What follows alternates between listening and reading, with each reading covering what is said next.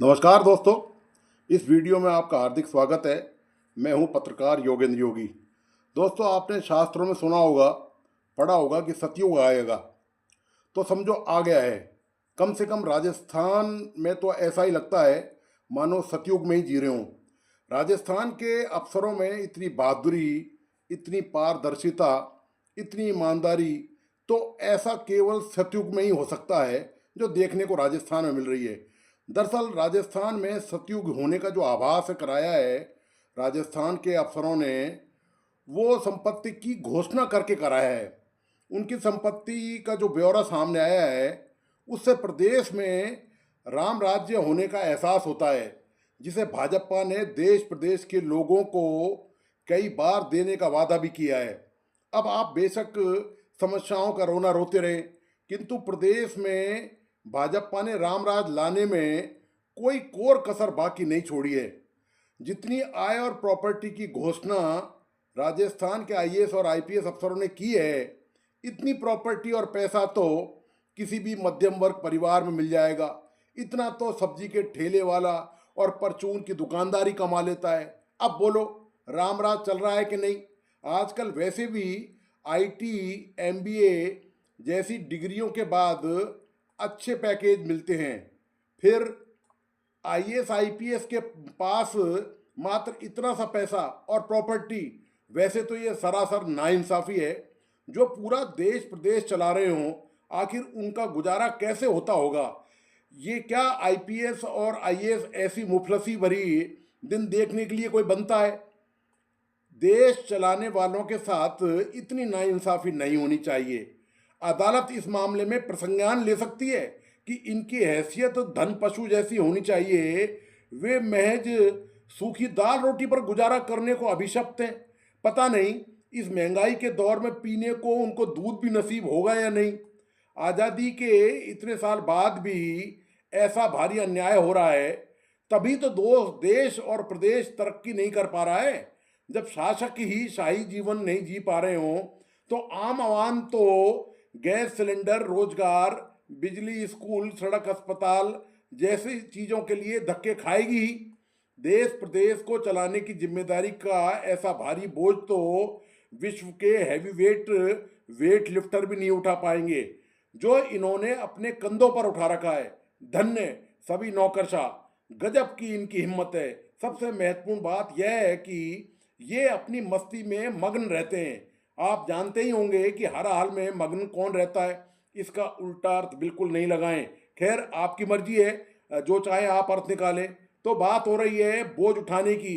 देखिए, जिस पर पहले से ही देश प्रदेश चलाने का बोझ हो, वह रूटीन के हालात के लिए जिम्मेदार नहीं हो सकता। मसलन कहीं सड़क दुर्घटना हो गई, कहीं अवैध काला कारोबार हो रहा है, कहीं अस्पताल में आग लगने से मरीजों की मौत हो गई, कहीं सरकारी स्कूल की छत गिरने से बच्चों की मौत हो गई, कहीं चलती बसों में आग लगने से दर्जनों लोग मर गए, कहीं अपराध ने प्रदेश की कानून व्यवस्था को चुनौती दे डाली। अब इन सब के लिए कौन जिम्मेदार हो सकता है? इन सब के लिए ये भोले भाले गाय की तरह सीधे नौकरशाह बिल्कुल भी जिम्मेदार नहीं हो सकते, और ना ही माने गए हैं। आखिर माने भी सरकार क्यों? ये सरकार की आंख नाक कान है। अब अपनी आंख नाक कान को कौन खराब बता सकता है? ऐसे हादसों के लिए यदि कोई और, सिर्फ कोई जिम्मेदार है, तो वह या तो आप खुद हैं, या यदि थोड़ा बहुत माना जा सकता है तो वो भगवान को माना जा सकता है। वैसे भी भाजपा हिंदू और हिंदू शास्त्रों में यकीन रखती है और उसके हिसाब से ही देश चला रही है। मतलब सब भगवान की मर्जी से हो रहा है। इसमें भाजपा के नेता, मंत्री, संतरी और ये नौकरशाह बिल्कुल जिम्मेदार नहीं है। जब नियति पहले से ही तय है कि घटना दुर्घटना होगी, अपराध होंगे, भ्रष्टाचार होगा ही, काला बाजार होगी, बेरोजगारी होनी है, गैस सिलेंडर की किल्लत होनी है, महंगाई आसमान छुएगी, गरीब को भूखा मरना है, मरीज को बगैर इलाज के या अस्पताल में आग लगने से मरना है, बसों में आग लगनी है। जब ये सब पहले से ही तय है, तो इसमें भाजपा के नेता और नौकरशाह तो इस नसीब को, इस जो नियति है, इसको बदल नहीं सकते। वो कोई विधाता नहीं है, और विधाता के काम में दखल देने के तो वो सख्त खिलाफ हैं। सबका अपना अपना काम है, भगवान का अपना और भाजपा और नौकरशाहों को अपना। कोई किसी के काम में दखल क्यों दे, और वो भी भगवान के काम में देने का तो सवाल ही पैदा नहीं होता। राजस्थान में कार्यरत आईएएस और आईपीएस अफसरों ने अपनी संपत्ति की घोषणा की है। इनके नाम पते बताने की जरूरत नहीं है, क्योंकि यह सार्वजनिक है, मीडिया में यह आ चुका है। यह नियम है कि हर साल सभी सरकारी कर्मचारियों और अधिकारियों को अपनी संपत्ति का विवरण देना होता है। जो नहीं देता उसका वेतन रोक दिया जाता है। इसका उद्देश्य सिर्फ यह है कि इस तरह की घोषणा से यह पता लगाया जा सके कि कोई अधिकारी या कर्मचारी अपने वेतन से होने वाली सालाना आय से अधिक की संपत्ति तो अर्जित नहीं कर रहा है। इस तरह की सार्वजनिक घोषणा किए जाने के पीछे जो सैद्धांतिक तौर पर माना गया कि इससे भ्रष्टाचार रुकेगा, वाह वाहरी सरकार की समझदारी, वाह वारी जाऊं। सरकार के ऐसे भोलेपन पर दोस्तों न्योछावर होने का दिल करता है।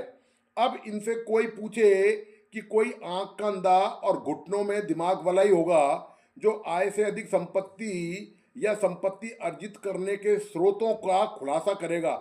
ऐसी घोषणाओं में जो सार्वजनिक तौर पे की जाती हैं, सरकार भी आम लोगों के साथ खूब मजाक करती है। हालांकि सभी अभी अप्रैल फूल बनाने का टाइम नहीं आया है, फिर भी सरकार बना रही है। सामान्य आदमी अपने पर्स में कितने पैसे हैं यह किसी को नहीं बताता, तो उम्मीद यह की जाती है कि नौकरशाह अपनी काली कमाई की जानकारी इस तरह की घोषणाओं से देंगे। लगता यही है कि सरकार की अकल पर पत्थर पड़े हुए हैं। नहीं, ऐसा नहीं है। आखिर सरकार को चलाता कौन है? सरकार किसके कहने सुनने से काम करती है? कौन है जो सरकार को ख्वाब दिखाता है कि प्रदेश की जनता सुख चैन की नींद सो रही है, दूध शहद की नदियां बह रही हैं? हर राजनीतिक दल को सत्ता में आने के बाद ऐसी ही खुशहाली की तस्वीर दिखाई जाती है। जब पार्टी चुनाव हार जाती है और दूसरी पार्टी सत्ता में आती है, तब भी यही सुनहरे ख्वाब दिखाने का क्रम जारी रहता है। यह ठीक उसी तरह से होता है जैसे न्याय करने वाला वह बंदर करता है जो दो बिल्लियों के साथ करता है। रोटी के टुकड़े को दोनों में बराबर बांटने की आड़ में वजन कम ज़्यादा करते हुए धीरे धीरे करके सारी रोटी को हड़प कर जाता है। ठीक ऐसा ही काम नौकरशाह राजनीतिक दल, फिर चाहे वो भाजपा के हों या कांग्रेस के हों या कोई दूसरा दल, सबके साथ करते हैं। ठीक बंदर की तरह उनका न्याय का फार्मूला होता है। यह फार्मूला दोस्तों हर किसी के समझने बस की बात नहीं है। यदि इतनी समझ होती तो सरकारें अब तक जिम्मेदारी से भागने की आड़ में बेवकूफ़ बनाने के लिए सैकड़ों अफसरों को जेल भेज चुकी होती। इसलिए आपने कभी नहीं सुना होगा कि किसी भी मामले में जिम्मेदार मानते हुए किसी अफसर को जेल भेजा गया हो। इतनी कुव्वत ही किसी नेता और उसकी पार्टी में नहीं है कि वे अफसरों को जिम्मेदार ठहराते हुए जेल भेज सकें। कानून बेशक सरकारें बनाती हों, किंतु उसकी रूपरेखा अफसर ही तय करते हैं। अब अपने लिए तो कोई फांसी का फंदा बनाएगा नहीं। नेता बेशक कितने इंटेलिजेंट बनते हों, किंतु अफसरों की धूर्तता के आगे उनकी इंटेलिजेंसी फेल है। एक विभाग है दोस्तों, भ्रष्टाचार निरोधक विभाग। आपने इसका नाम लगभग हर दिन सुना होगा।